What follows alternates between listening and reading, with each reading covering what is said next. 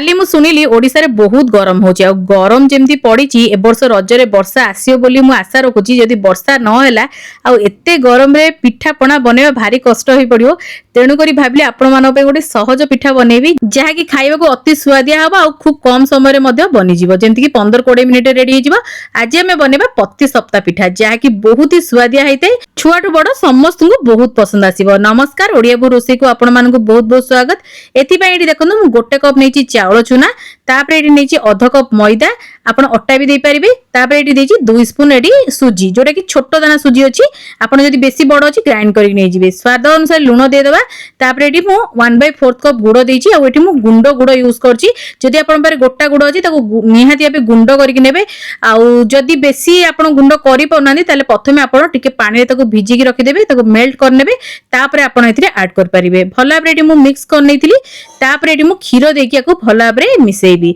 एथिरे खीरो देकी ही micellar test बहुत सुंदर आस्ताय। जदी आपण मिसिया को चाहुनांदी ताले पानी रे भी आपण करि परिबे आपण मिल्क पाउडर रु आपण 3 रु 4 टेबल स्पून पकई परिबे सेटा भी बढ़िया फ्लेवर दबो। तो एटी भला भाबरे मिक्स कर नोची आ एई पिठारी ना बहुत प्रकार बना जाय थाए जहार सब डिफरेंट फ्लेवर हेते। आज मु गोटे सिंपल उपाय आपन को बतौची जेमति कि आपण जल्दी करि परिबे आ जल्दी खाई परिबे आ छुआटू बड़ समस्त को एटा बहुत पसंद आसीबो आ बहुत ही फ्लेवरफुल पिठा हेते। एबे रिसेंटली मु बहुत प्रकार पिठार रेसिपी माने शेयर करछि रज पे निहाती एबे डिस्क्रिप्शन चेक करिवे नले तो पिठा प्लेलिस्ट चेक करिवे आपन को सबरो लिंक मिल जिवो। एई कप रे मते 1.5 कप पाखा पाखी एटी खीरो लागितिला आ भलो भाबरे माको मिसी दितिली एई भली हेबा दरकार। स्टफिंग रे आज मु नडिया आ छेनार स्टफिंग देबी तेनु करे एठी मु नडिया आ किछि गुड़ को दे देछि पैन रे भला भाबे टिके गुड़ को हमें मेल्ट हेबा को दबा आ नडिया को टिके भाजी हेबा को दबा। एडी देखनु नडिया को मु छाडी देथिली एई भली भाबे आ नडिया को टिके हमें ब्राउन कलर होला पर्यंत भाजी नबा जेमति हमर गुड़ मेल्ट हे आसीबो सेही समय हमें छेना को ऐड करिबा। केई केई एथिरे खुआ पुरो दियंती केई एथिरे केवल नडिया रे पुरो देई करंती कि केवल छेना पुरो देकी भी करंती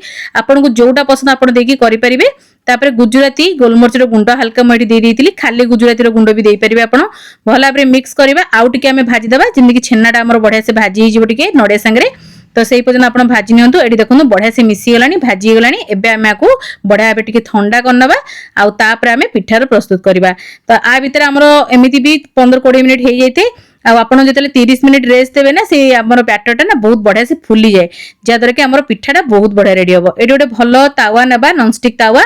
किंबा आपण जे कोनोसी तावा नेबे ताको भलो भाबरे हीट कर नेबे हीट कला परे आपण तेल टिके स्प्रेड करके बढ़िया से ग्रीस कर नेबे आ एक्स्ट्रा तेल को पोछि नेबे तापर आपण बैटर को देबे आ बैटरटा देखु एई भली हेबा दरकार बेसी मोटा हबनी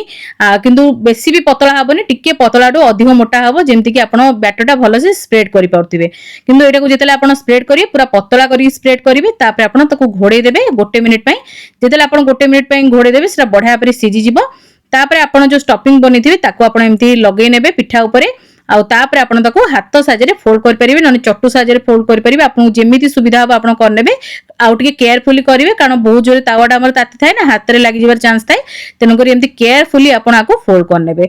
हल्का हल्का जदी पूरा आपनकर बाहरु पळे आसुची किछि व्यस्त बा दरकार नै आपण भितरे बढ़िया से पूरा देइथिबे ना तो सेटारे भी आपण बहुत बढ़िया लागबो आपण खाया को एमिति भी एटा ऊपर रो कोटिंग टा भी बहुत मीठा थाए तो आपण को बहुत ही स्वादिया लागबो। एडी देखनु हल्का हल्का पूरा साइड रे पड़ी जाई किंतु आपण ताको बाहर को पछरे काढी नेबे किंतु आपण एमिति भला भाबरे फोल्ड करके ताको बढ़िया से सेकी नेबे आ तापर आपण को एन्जॉय कर परिबे आपण को सेमिति खाई परिबे नने खीरो संगे भी बुडई खाई परिबे बहुत बढ़िया लागबो। देखनु केते सुंदर हमर पति सप्ताह पिठा रेडी हेची म आ गोटे बने के आपण मानको देखि दउची देखनु हल्का तेल स्प्रेड करिवे बेसी तेल देले भलो हबनी पूरा हल्का तेल एमिति ब्रश साजरे स्प्रेड करि परिबे नहले तो जे कोनोसी टिश्यू साजरे आपण पोछि नेबे टिके ना को एक्स्ट्रा तेल को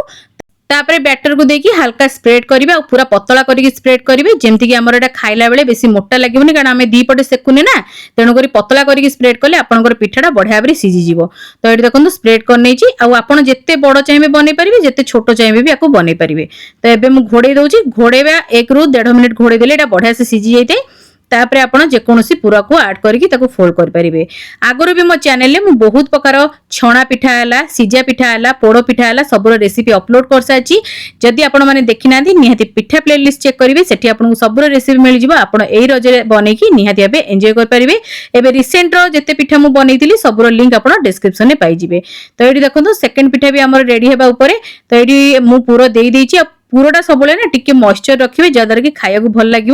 तो पूरा सुखा सुखा करके पुर को बनइबेनी। तो ये देखो मोर सेकंड पिठा भी रेडी हो जाए। तो ये फोल्ड कर नहीं ऊपर देखो हल्का ब्राउन कलर एमती आसिले ना बहुत बढ़िया लगी था। तो ये आम पिठा पूरा रेडी केमती लगिला पिठा रेसिपी निहाती कमेंट सेक्शन में जनइबे। भल लगी लाइक करेंगे शेयर करेंगे चैनल नुआ देखुले सब्सक्राइब करने को जमा भूलें। फेसबुक पेज रे जदि नुआ देखुं निहाती पेज को फॉलो करेंगे लाइक शेयर देवे कमेंट माध्यम आपन मतामत को शेयर करेंगे। जदि एजाए मोर इंस्टाग्राम पेज को फॉलो करना आपण मैंने निहाती फॉलो करनी